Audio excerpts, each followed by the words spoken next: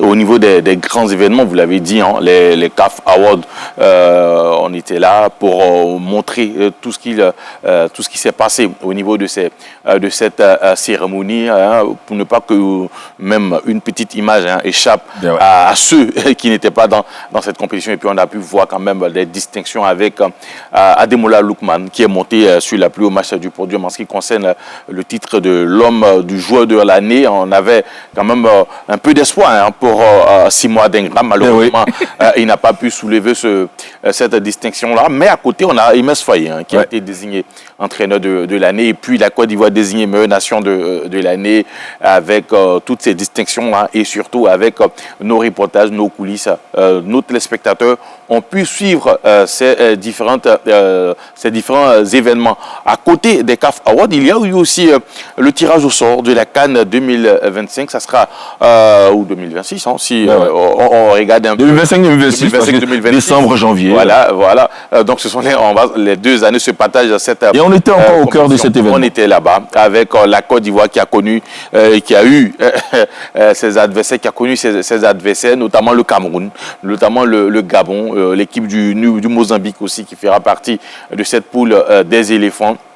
L'AITI, encore une fois, avec l'émission Lundi Sport, était présente pour pouvoir vous donner tous les coulisses, je dirais, tout ce qui s'est passé là-bas. Et on a eu un élément de Esso Jean Silver qui, à côté de tous ces événements, a pu quand même aussi nous présenter les coachs ivoiriens qui font bonne figure au niveau du Maroc. Et surtout qu'il y a un coach ivoirien qui a un centre de formation qui rivalise même avec, je dirais, les grands centres du côté du Maroc. Ce n'est pas rien, un Ivoirien qui s'exporte et qui exporte le savoir-faire. Parce que nous ne l'oublions pas, en Côte d'Ivoire, on forme très bien, même si, voilà, ces dernières années, on n'a pas véritablement connu de grands noms en termes de football. Mais on se souvient que, voilà, à l'avènement de l'Académie Mimosivcom, plusieurs personnes se sont intéressés, je dirais, à la formation. On a eu beaucoup de joueurs formés ici en Côte d'Ivoire et qui sont partis à l'international. Et d'ailleurs, quand on enlève un peu la sec, un monsieur comme Hamza Gamal arrive comme, je dirais, l'un des meilleurs formateurs. Et ce n'est pas dedans de voir qu'un Ivoirien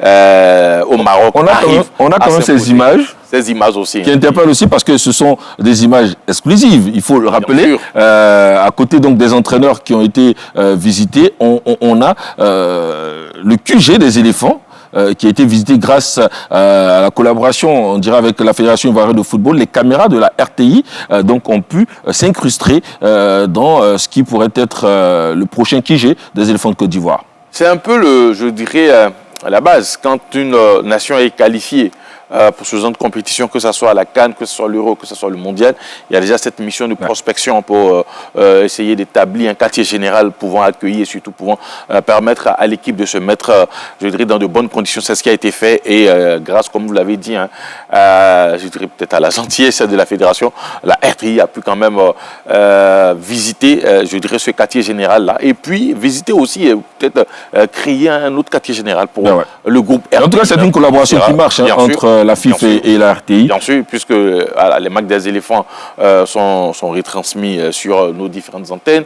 Pas mal de compétitions organisées par la fédération sont retransmises sur nos antennes, notamment la Ligue 1, la Ligue 2, même la D3 par moment.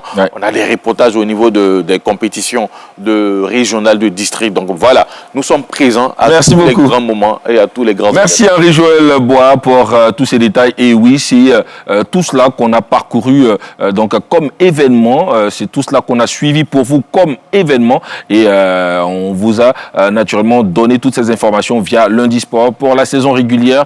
Lundi Sport donc s'achève ce soir. Mais ne décrochez surtout pas parce que les jours à venir et les lundis à venir, vous aurez un tout autre rendez-vous. Lundi Sport Vacances se met donc sur nos antennes pour vous proposer encore une fois une autre façon de vous donner l'information sportive. On a été très heureux d'être en votre compagnie. Merci beaucoup Roméo Koulibaly. Merci Samuel Match. Merci à vous Henri-Joël Bois. Merci beaucoup. Je ne sais pas si je dois vous dire bonnes vacances parce que c'est pas tellement les vacances parce que le sport ne s'arrête pas. Le sport ne s'arrête jamais pas. Donc Lundi Sport Vacances, nous sommes là. Nous sommes là. Sur les antennes du groupe RTI, le sport ne s'arrête pas. Vous aurez sur la 3 donc tous les autres rendez-vous. Plusieurs rendez-vous d'ailleurs nous attendent et puis donc des émissions toujours plus intéressantes les unes que les autres. Lundi Sport Vacances déjà et d'autres rendez-vous qui vont être annoncés. D'ici là, portez-vous bien. Au revoir.